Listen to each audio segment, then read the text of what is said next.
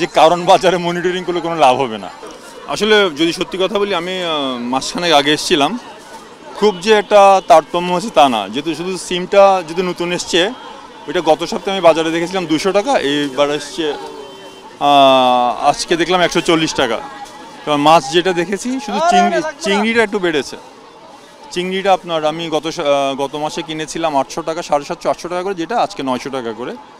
আর যেটা বড় মাছ কিনেছি কাতল, ওইটা এমনি 350 টাকা করে থাকে, খুব যে বেশি বেড়েছে তা না। ওইটা 370 টাকা করে নিয়েছে। তো খুব যে বেশি হেরফের হয়েছে তা না, বরং ওই লাউটাও কিছুটা কমেছে। লাউ যেটা আগে 60 টাকা দিয়ে কিনেছি, আজকে এটা 40 টাকা দিয়ে কিনেছি। লাউটা কিছুটা কম পেয়েছি। চাল, আজকে চালটা যেটা কিনেছি, চালটা স্থিতিশীল আছে এখনও। গতবারও যে দামে কিনেছি আপনার 25 কেজি 2000 টাকা দিয়ে, আজকেও সেই 25 কেজি 2000 টাকা দিয়ে কিনেছি। মোটামুটি একটা স্টেবল আছে এখন। আসলে সবাই বলে যে মনিটরিং, কিন্তু এই যে কারণ বাজারে মনিটরিং করলে কোনো লাভ হবে না। এটা যদি আপনি করতে হয়, এটা পুরোটা সাপ্লাই চেনের ব্যাপার, তাই না? তো সাপ্লাই চেনটা শুরু হয় যেখান থেকে উৎপাদন। মনে করেন আপনি যদি একদম যেখান থেকে প্রান্তিক জায়গা থেকে যারা করছে, ওরা কিন্তু এতটা দাম, অর্ধেকও দাম পায় না, অর্ধেকেরও কম পায়।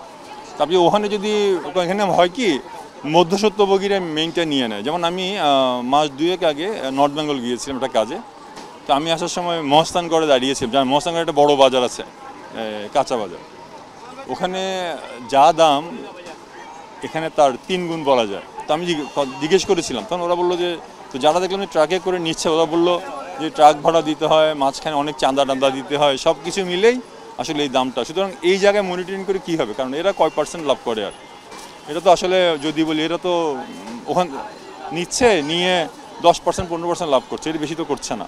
এখানে আপনি মনিটরিং করে কোনো লাভ, চাপ দিয়ে লাভও হবে না, ওর কোনো কিছু যে কমাতে পারবে তাও না। আপনি যেখান থেকে সাপ্লাই চেনে, মানে আমরা যেটা বলি যেখান থেকে যোগান আসছে, ওখান থেকে আপনাকে কমাতে হবে, ওখানে মনিটরিংটা হতে হবে।